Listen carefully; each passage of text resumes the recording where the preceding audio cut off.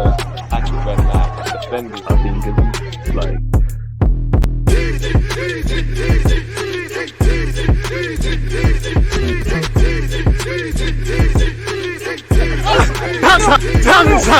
People deluded, I'm back again. Come on, Ian. Come on.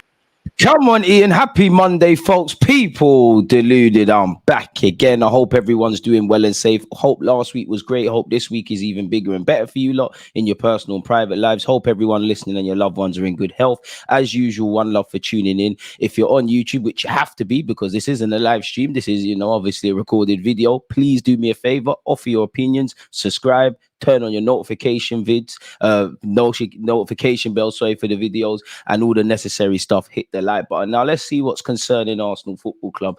Arsenal US pre-season tour squad: Nelson, Cedric Suarez and Pepe miss out. As you know, they've probably landed now. The boys are off to America to begin the proper preparations that started in London, temporarily were done in Germany. In relation to planning for next season is fantastic because the two people behind me in Declan Rice and Timber obviously have now been signed along with Kai Havertz, so they can be fully integrated and stand the best possible chance of hitting the ground running in their Arsenal careers. But for what it's worth, Emil Smith-Rowe, Thomas Partey, Reece Nelson, Nicolas Pepe, Cedric Suarez and Albert Sambi Lokonga have all been left out of Arsenal's travelling squad for the US pre-season tour. The club confirmed that they expect Smith-Rowe, who repped England at under 21 level, obviously winning the European Championship this summer, and Partey, who obviously played last week, to rejoin the team next week. Not quite sure in relation to why Partey isn't traveling. Has he picked up a little knock? Is it in relation to, you read some reports, in the last 2-3 weeks, really,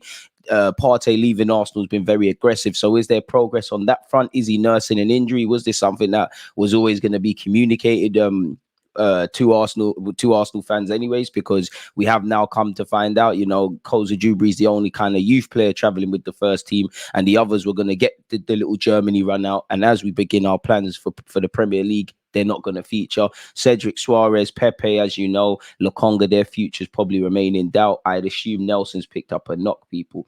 For what it's worth, Nelson, Pepe and Lokonga all miss out on the tour due to injuries, which is sad because, injured or not, Fabio Vieira travelled last year. You'd have loved to have seen him take part. But if the best rehab for these three lads is to stay in England for whatever reason, it is what it is. As we've said, Timber, Rice and Havertz have all travelled, people. And again, we play MLS All-Stars on Wednesday. We play Manchester United on the 22nd of July. And then we wrap up our American preparations, in front of our American fans against Barcelona. So Man United, MLS All-Stars, Barcelona, Monaco, Manchester City in the Community Shield. Probably a couple behind closed doors friendly scheduled. Good test for our boys, really, to begin their prep for next season.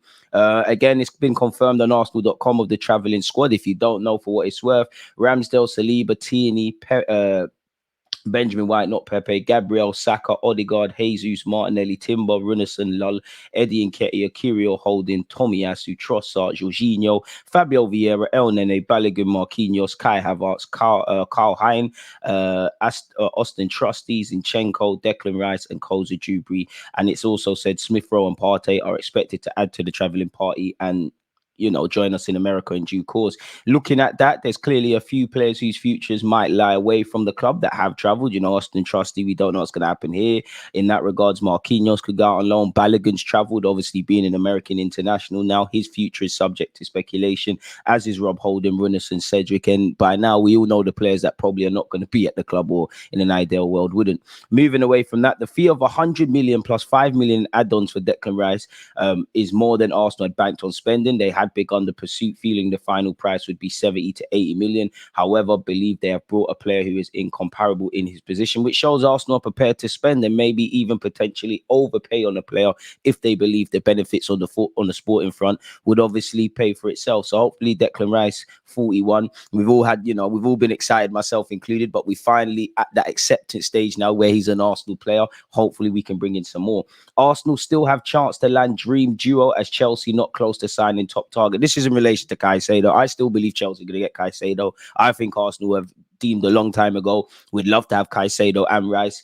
But we probably said, you know what, with the other dealings we've done, if it came to the two of them, we're going to go with Declan Rice. If there is a chance to get Caicedo, then who wouldn't want it, people? But we've showed our hand with overpaying, potentially based on what we just read with Declan Rice. We've shown we've got money to spend in the last two windows. Brighton are notoriously difficult to do business with. We tried to get Caicedo in Jan. That did not work out. We had to spend 50 million on Benjamin White off the back of one Premier League season. And they've shown that if you want to buy a player from Brighton, you do so on their terms. So let me know your thoughts. We'd all love to see Caicedo, and maybe Ricedo dream isn't dead, but it's a myth. The Romanos and whatnot of this world say Caicedo has agreed personal terms, and Chelsea and Brighton are in consistent daily contact to get that move over the line. Arsenal still have the opportunity to build Mikel Arteta's dream midfield this summer by acquiring the services of Caicedo from Brighton. The Ecuador international look destined to join Chelsea this summer, though negotiations are not close with the Stamford Bridge outfit. People, we all know Mikel Arteta wants to improve our midfield. We all know Thomas Partey, whether it's to Juventus or to Saudi Arabia, has been linked with moves away. We did hear when the market first opened, or as soon as the season was finished, in that we wanted two midfielders regardless of the futures of Granit Xhaka and Partey. Xhaka's obviously left to go to Leverkusen. Thomas Partey's now been linked with moves away, and the language from all the media outlets now is that if there is a chance for Caicedo or one of them kind of upper echelon young talents, it has to be contingent on Partey or a somewhat significant sale. And I don't know where it is, because you hear Partey wants to stay in Europe, and, you know, can't begrudge him, but the money you could earn in Saudi Arabia could be crazy. In terms of getting closer to the 45 million pounds we initially spent on Partey, we're probably not going to get that from a European club. You may be able to get that from a Saudi club. Fabinho of Liverpool's linked with a move over there, 40 million shouts. We should be able to get a similar sort of fee for Partey, in my opinion. Earlier this summer, Arteta intended on signing both the Brighton star and Declan Rice, but the finances involved became a deterrent, and they prioritized the latter, who recently arrived for 105 million, though there is every chance that the Gunners could still sign the dream duo, because the Daily Mail report that Chelsea are not close to matching the Seagulls' 100 million asking price. I can't blame Brighton. Brighton know Premier League clubs have money. They've seen Declan Rice go for big boy P's. You've seen Jude Bellingham's move to Real Madrid. You've seen Enzo Fernandez, basically be in Europe for about 6 months and get a big move to Chelsea. Can't begrudge Brighton for holding firm, but, we'd all love Caicedo. Brighton have shown that ideally probably don't want to sell the guy, but if you do want to sell him, we're doing it on our terms. And they knew in January that they were going to probably sell him in the summer. Him signing a new contract, he'll still get his move somewhere, in my opinion. Liverpool have also been linked, but we all knew, maybe it was a bit naive of him to sign that new deal immediately, because it obviously strengthens Brighton's case to play hardball, really, although you've probably seen a significant uptake in your wages. The Blues have been locked in negotiations with Brighton for weeks. That tells you that they're probably doing they've got more kind of, like, they're leading the race. They've put more groundwork, is I guess what I'm trying to say. Though Pochettino's side appear reluctant to welcome another 100 million signing, given they fought out for Enzo Fernandez. Similarly, Arsenal are not expected to allow Partey to leave cheaply, with some reports speculating they'll demand at least 30 million for the services of the ex-Atletico Madrid star. A figure in that region would go a long way to securing Caicedo if the Gunners do return to the race. I'm not going to lie to you lot. I would like to have the opportunity of playing Kai Havertz, Declan Rice / Partey and Odegaard, equally Rice and Partey. If the Premier League was kicking off today, I think you have to go Rice and Partey in the partnership in midfield and Odegaard in front of them. I'd love to, obviously if Partey leaves and you bring in Caicedo, there's no complaints. But I think at least for another season, seeing Xhaka go, you need to keep Partey, have a Caicedo / a Lavia, Declan Rice and all the other, the Vieiras, the Smith Rowes, the Odegaards. All of these guys that can play as eights as well as other roles, people. So we'll have to see. We all know we attempted to sign Caicedo in January. It didn't work, people. We annoyed Brighton, so we have to see where that's gone. I don't think we're going to make another significant midfield signing like that, but we'll have to see. On Lavia, Darmashef has said, pardon me, there's loads of talk about Arsenal. I'm told that as things stand, that interest is not there in Lavia. Maybe they looked at him, but as things stand, the interest is not there. Like I said before, I just wonder if and when they can release some of these players that they don't want in the squad anymore, and see how much money they can generate for those players, and see how much wages they can get knocked off the bill. Then, aside from a right-sided player, is Lavia maybe someone they looked at, particularly if Partey's situation continues? So we'll have to see, people. It's more or less just a guessing game. I can't imagine none of you know, but once again, Declan Rice has completed his club record £105 million deal from West Ham to Arsenal. Apparently, he signed a 5-year deal with the option of a 6th. people. Arsenal could still move to sign 60 million player this summer. Once again, we've been linked with João Cancelo. With us obviously confirming Timber, Kai Havertz and Declan Rice. There's only so many Lavia reports you can write about Arsenal. So Cancelo's probably the latest new little clickbait. I'm sure there's an interest from Arsenal. I'm sure there's an admiration for his talent. If you could bring him in, Arteta deems that he can help us in our quest to achieve stuff here, why not? He has said Cancelo's circumstances are strange right now. You would think that if he returns to City now with the right application of focus, he could easily become part of the setup again. But we also know that Guardiola has moved away from the model that Cancelo used to thrive in, and further to that, seems content with the idea he doesn't stay. The big question is, where does he go? Barca are primed if it's cheap enough, or on loan if there is to be something soon. It's probably that. Arsenal have been touted, and that case has been very quiet for a while, but it may not stay that way. My information is that if Cancelo is still there for the taking later in the market, Arsenal may well look to strike a deal. It's not totally been forgotten about. It's just not a main priority, more of a luxury. So where are our priorities? Probably Kai Havertz, Declan Rice and Timber. Probably going to focus a bit more on outgoings, in my opinion. Probably just going to take a few moments to just breathe, because it took a while to get over the line with Declan Rice, and it was very drawn out. Obviously, Kai Havertz and Timber signing for the club, that took a bit of time as well. So probably going to breathe and see what we're doing. But we've done the bulk of our business. Maybe that was us being proactive now, and we still got a couple of positions to kind of improve upon people. But maybe them signings we've made were a case of Arsenal being proactive. Maybe in a good way now, we're going to be reactive. We're going to see how the market develops. We're going to see some players that may not have been available. Maybe they are. Maybe if our finances look a bit more positive, we can start moving in certain ways. Maybe if we even have less money than we thought we'd have, we have to move in other ways. So we'll have to see how that develops, people. Moving on with that, people. Allegedly, Inter Milan are set to turn their attention to Balogun, people, as they've been snubbed by Lukaku, who could be earned to Juventus. Inter Milan are reportedly considering a move for Balogun, with Lukaku now seemingly poised to join Juventus. We'll have to see. Balogun's been linked with a whole host of European teams, and at least 3 Italian clubs: Napoli, Inter, and obviously AC.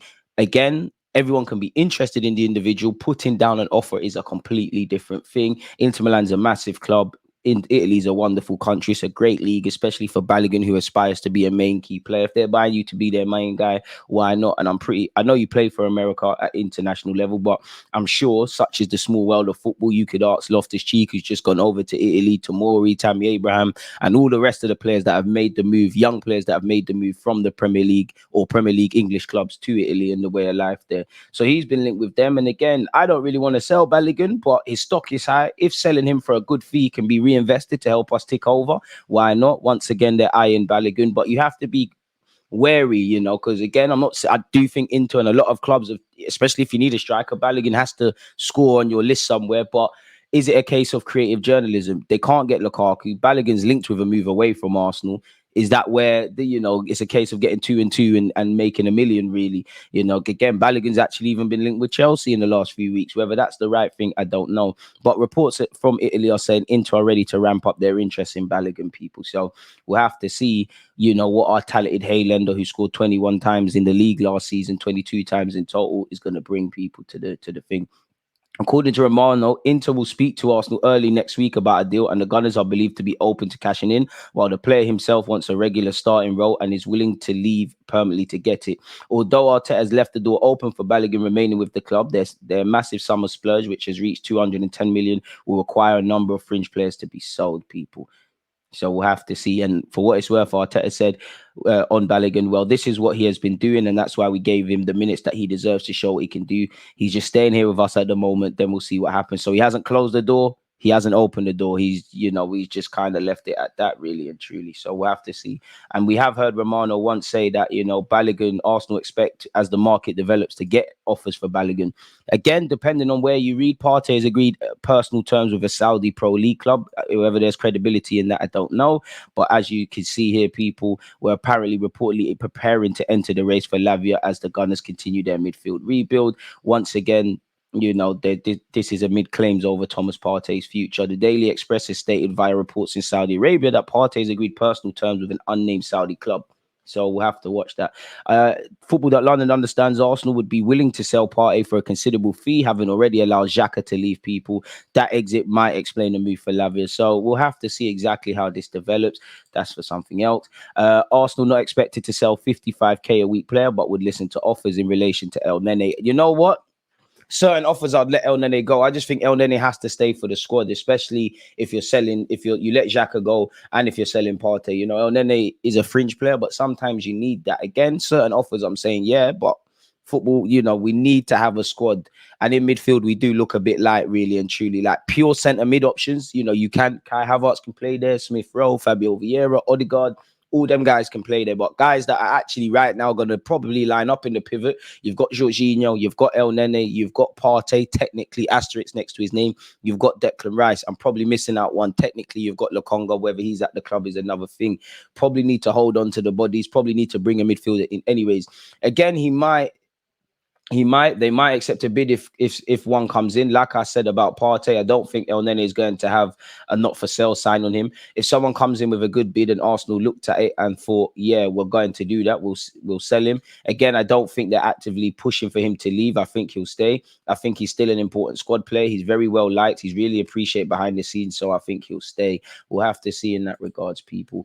Omar Rekic, a young centre back in our academy, is set to go to Birmingham on loan, and I mean Birmingham did well with Austin Trusty, so hopefully whatever they put in the water for defenders over there, he can return next summer and maybe push into the first team or be sold for a decent profit. This is despite interest allegedly from Sevilla, people. Brighton had a long-standing interest in Matt Turner as a potential number one, but now with their goalkeeper signing doesn't seem an option. Arsenal will keep the player unless he asks to leave. And I think Turner's happy at Arsenal, but how, you know, playing for your country, inevitably they're going to say you need regular football. So I wonder how long Turner is going to stay and be the deputy to Ramsdale.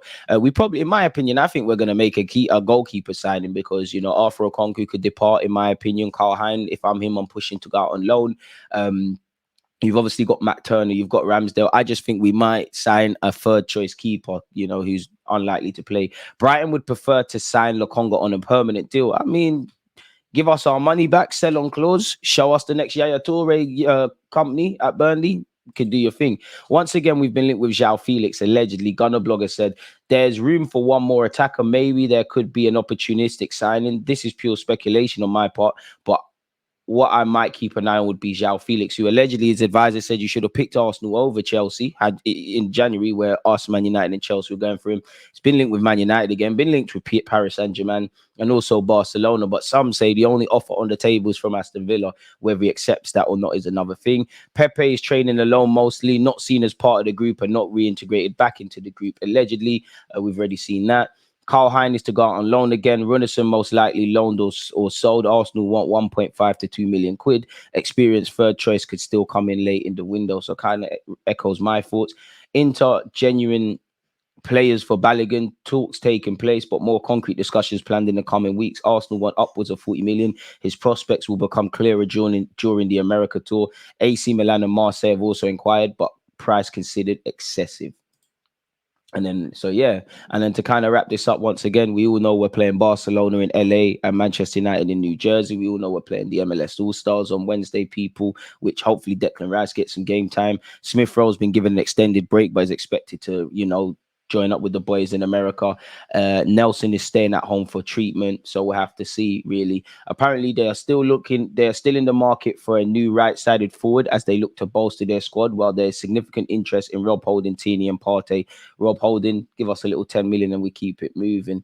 So yeah, big up Declan Rice for signing for the club. It doesn't appear that there's anything else to speculate about, but let me know your thoughts. Smash the like button, people, and I'll see you lot again very soon. Always just that active red light, defending. I think it's like